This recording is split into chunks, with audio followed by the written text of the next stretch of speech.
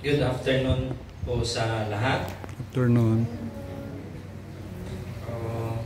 Dumating po kami kagabi from Iloilo ay halfway na po yung service dito.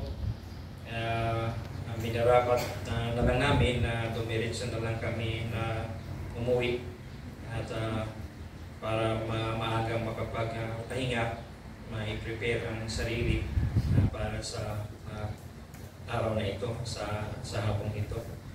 Laki pong blessing ng technology while nag-unpack ako ng aking mga gamit ay napapanood ko po yung mga portions na nagaganap dito.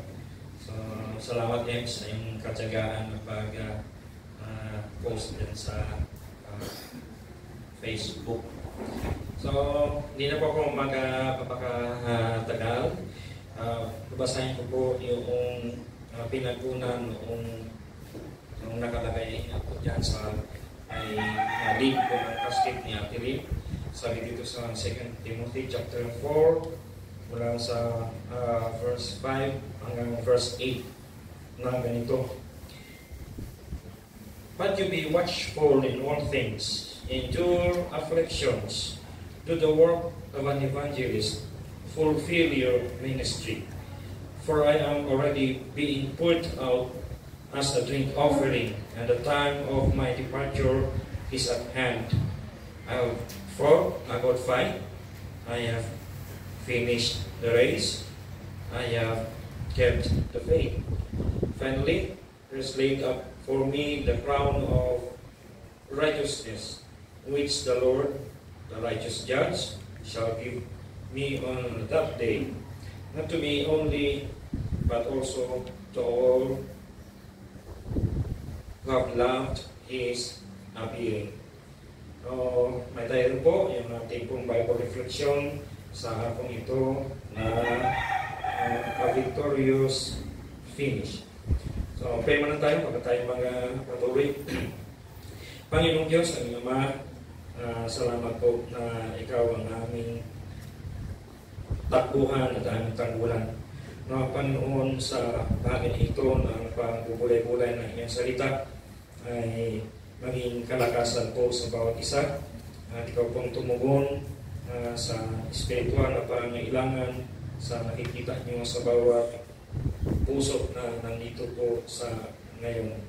Ito po ang aming dalangin sa pangalan ng Panginoong Jesus. So, makita po ninyo dyan na nakalagay din po sa takip ng casket ni Ate Rim na sa mga sa mga taga-academic ay alam nila yung 3 verbs na nandyan, yung about fighting, about finishing, and about keeping. So, puro po yan na past tense. Dahil siyempre, pagtapos na ang lahat ay nasa kabila na. Sige, proceed na natin sa death is not end for the believer. Dahil ang mindset po natin, lalo na sa ating mga Pinoy, ay pag namatay, tapos na, uwa na, at ang kadugtong yan ay kapirdihan. Tapos na ro tanan. At kung may naiwan kang mga possessions sa buhay na ito, ay hindi na ikaw ang may-ari niyan. Naramdaman ko talaga niyan nung kausap ko yung mother ko ng Friday at nang nag-call sa akin noong ang kapatid ko.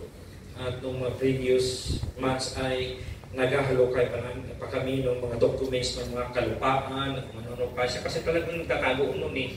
Pero nang kinalunisan, ang realization ko ay wala na saysay yung mga papel na tinago niya yun kasi hindi na siya nagmamay-ari doon. At ano pang gagawin doon ay wala na siya dito. So na-realize ko ng ganoon. No wonder na sa mundo, ang tingin sa death ay loss, perdigit. Luwag na. Pero baliktad ang sakay Jesus Christ. This is a culmination na climax. Ito na yung pinnacle. A celebration of a life lived for Christ. Kaya from time to time, nadignig nyo na yun na a celebration of life. Dahil ang buhay na nasa Panginoong Jesus. So Paul, nearing his death, reflects on his journey not with fear, but confidence and peace. Dahil pinakatakutan talaga ang kamatayan. Huwag kayong maniwala yan sa nakalagay ng mga sticker na yan na no fear. Instinct natin yan na takot tayong mamatay. Maraming nang nagkukunwari na nagtatapang-tapangan, deep-seated yan na takot tayong mamatay. Pero sa kay Kristo, kahit nandun pa rin yung takot na iyon, ay may kakaiba na more than doon sa fear na nararamdaman ang mga nagtiwala sa Panginoong Hesus. At yun ay ang tiwala at kapayapaan. Tiwala dahil nasa kamay ng Diyos ang buhay. Kapayapaan dahil sa paglisan sa mundong ito ay actually lilipat ka lang ng ibang estado at mas better yung situation doon. So Paul's words serves as a model for every follower of Christ can face death with victory. Ilang beses ko itong nadinig kay Amy na sinasabi niya patungkol sa victory. So contrast, sa mundo, ang death ay loss, defeat. Pero kay Jesus Christ, ang death ay victory.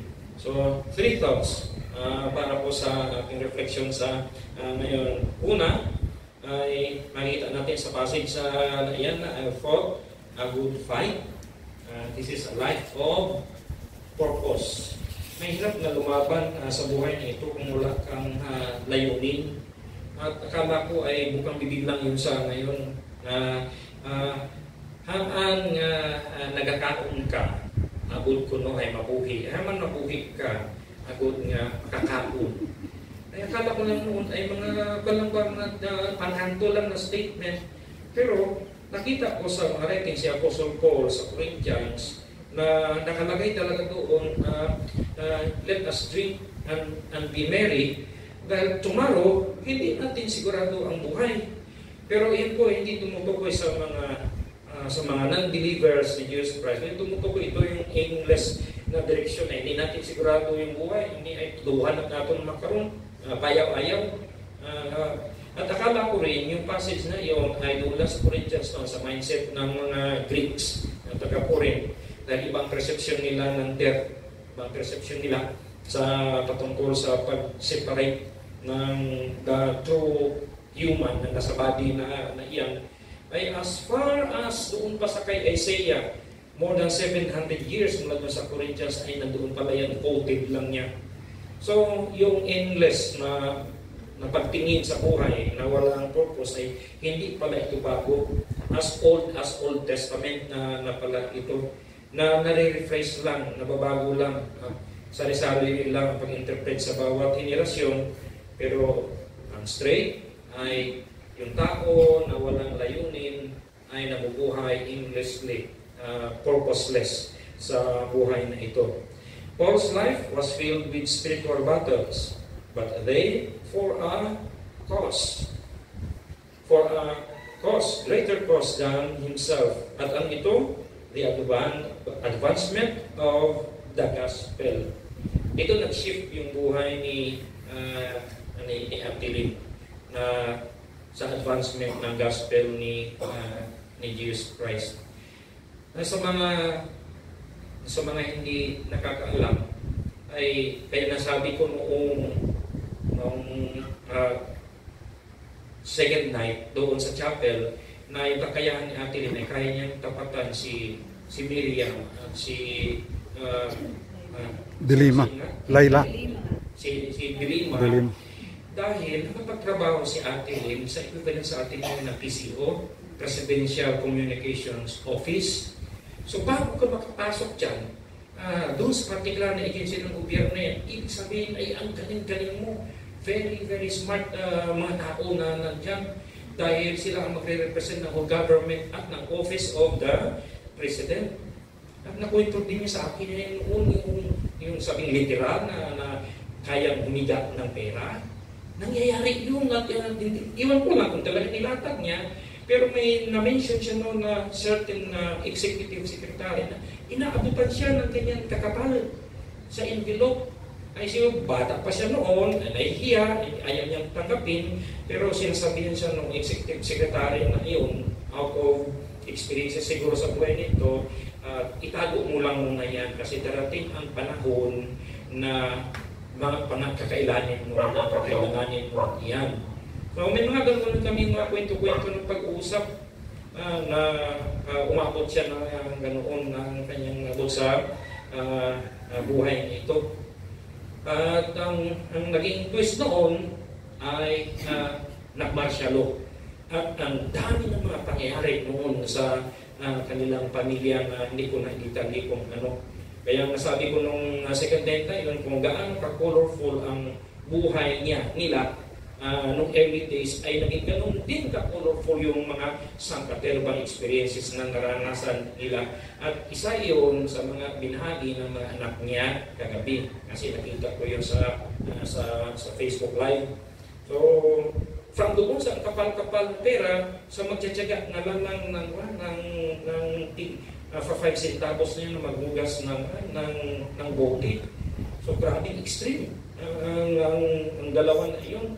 Yung huli ko nga na-realize na kung marami nagsisigaw-sigaw na biktima ng martial law, pamilya ni Ate Lynn ang nabiktima ng martial law.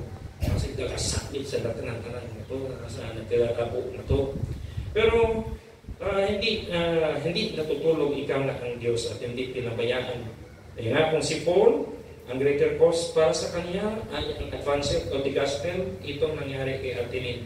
Kung bakit napunta siya dito sa Aklan Baptist Church at yung encounter niya kay Jesus Christ.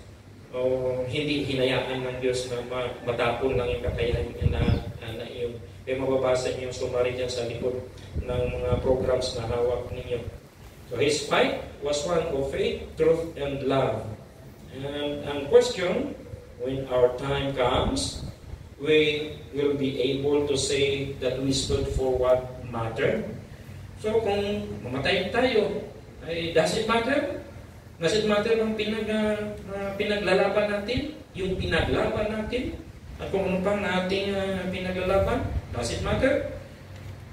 Ay kulang na lang sabihin ko ng nakaraan na yun ay namatay lang sa inugtas si Miriam na to ay wagit na napabagunan na ro nasyon nga pero si Ate Lynn nag-shift siya sa halip na ikamatay niya pag ilinugtas ay nag-focus natin mo to sa mga younger generation niya to. Kami niya tinatayo kung isang gabi na yun. At ang ripples noon, yung effect noon ay yung mga susunod pa ng mga henerasyon na ma-influensyahan nila noong salita ng Diyos at hindi natin yun ma-measure sa ngayon.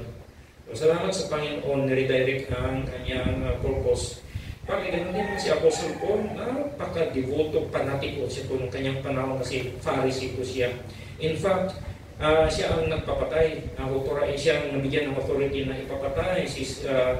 Kasing pangalan ng anak niya, si Stephen.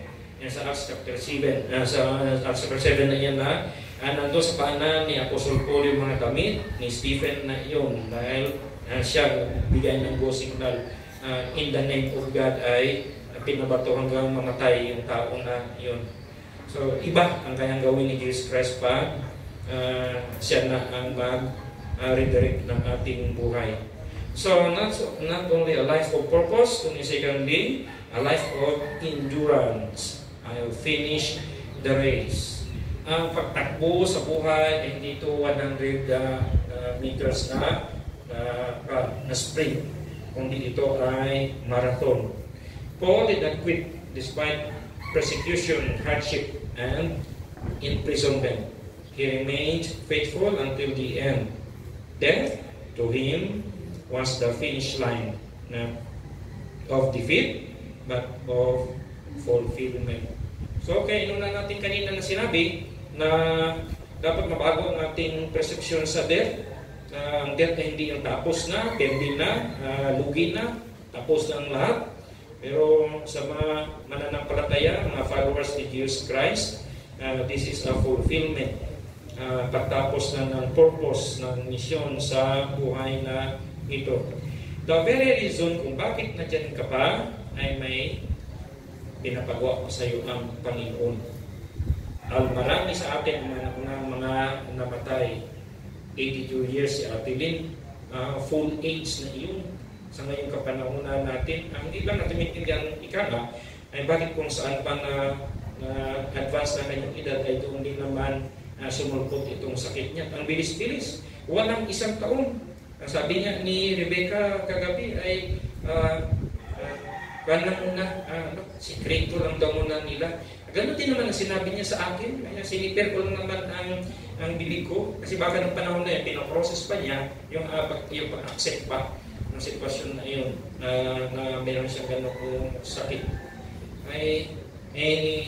Nung ma-refresh ko nga ang memory ko, siya ay sumulat ng ganito din sa aming late pastor, kay Pastor Alan sa Tira. Yung pagkasulat niya sa likod ay yung sabi niya ay the demise of Pastor Alan. Siyempre bata pang pastor no. Ano yan demise na iyan? Death iyan. Death.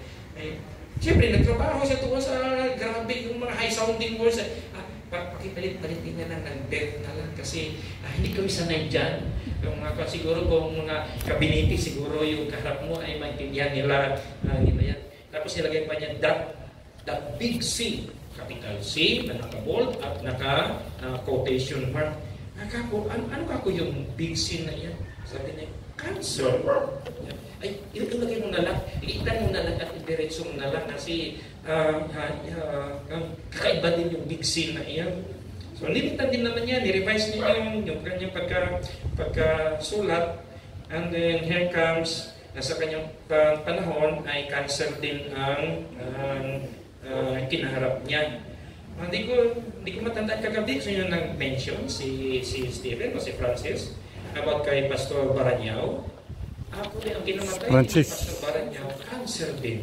Francis. So, talagang matapang talaga itong klase ito na, hindi talaga tayo patitigilin. Duda na ako, nag-umpisa iyan kung sumuwa yung tao doon sa Genesis chapter 3. Hindi lang na-define yung itong sakit na ito. O kahit ano pa man, ay kailangan natin takbuhin ang buhay na ito. Harapin natin ang buhay na ito. So, life of endurance. Mga post ni Ate Lynn, Lord and my agony. So, ano ba? Pinapahirapan ba siya ng Panginoon? O lahat tayo na mga kakakilala sa Kanya na nakapaligid sa Kanya ay kasama doon sa tinuturuan ng Diyos. Hindi lang siya.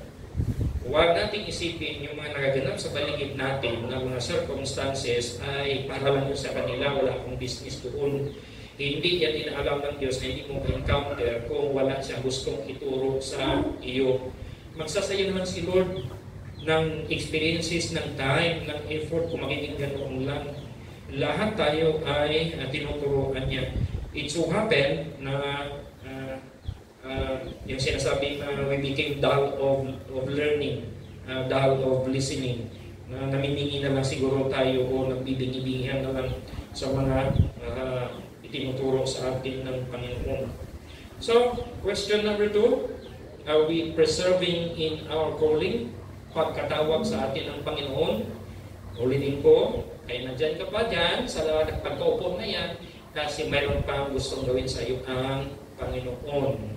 Kaya pinipreserve ka niya sa day-to-day na buhay na ito. So, we need to endure.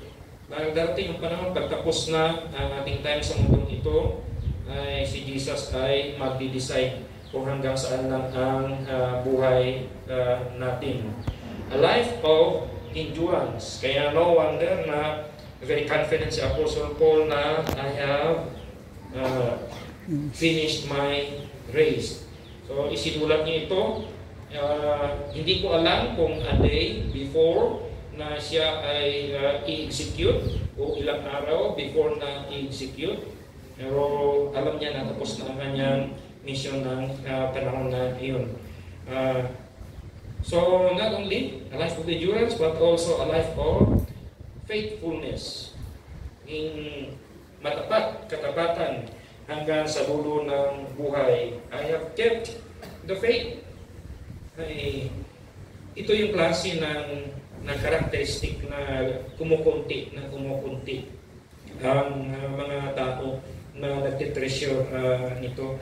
Yung iba, ang word niyan ay loyalty, maging loyal ka. Pero sa Panginoon, sa pagsunod ay ito, katapatan, maging matapat tayo sa Panginoon. Paul did not just believe, he kept the faith.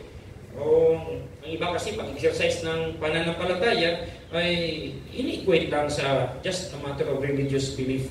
So ganun lang, nasa mind lang kung paano din yung mga political positions. Pero hindi po ganun ipinapamuhay ang pananampalataya kay Kristo.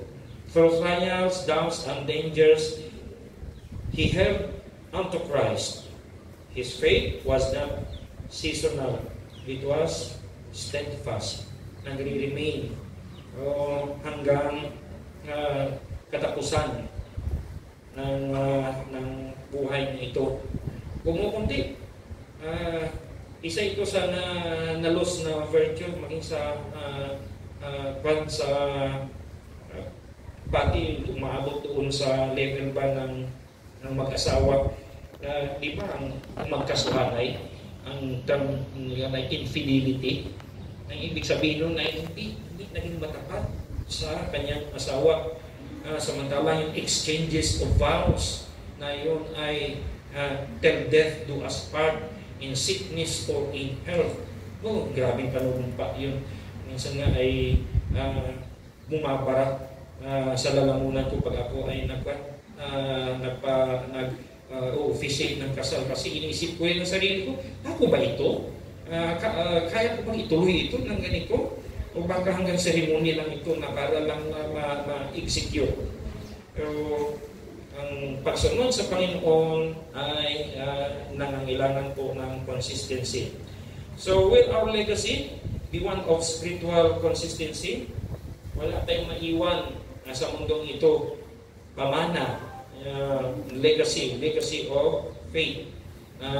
Salamat kay Atilin at ito ang iniwan niya.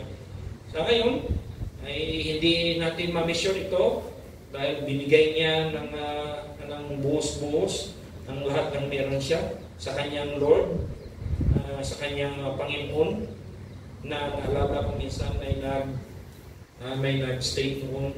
Kung minsan kasi hindi mo maiwasang mag-isip na ang katapatan sa Panginoon ay nakabase kung paano mo ma-appreciate yung pagpatawad sa iyo ng Diyos sa iyong mga kasalanan, o kung paano Kanya hinugot mula doon sa napakadilim na sitwasyon ng buhay. Sa somewhere dyan, nasabi rin ni Jesus Christ sa material tayo. Ang feeling kasi natin, kung konti lang ating kasalanan, konti lang kailangan natin na kapatawaran. So, konti lang na level din ng ating commitment sa Diyos. Kung ang laki-laki ng ating kasalanan, ay ang laki-laki din ng pag-appreciate ng kapatawaran binigay sa atin ng Panginoon. Kaya ang mangyayari ay ibibigay ko ng todo ang buhay ko kasi ang laki-laki ng kasalanan ko, yung tinatawag ako ng Panginoon. Masyadong subjective yun.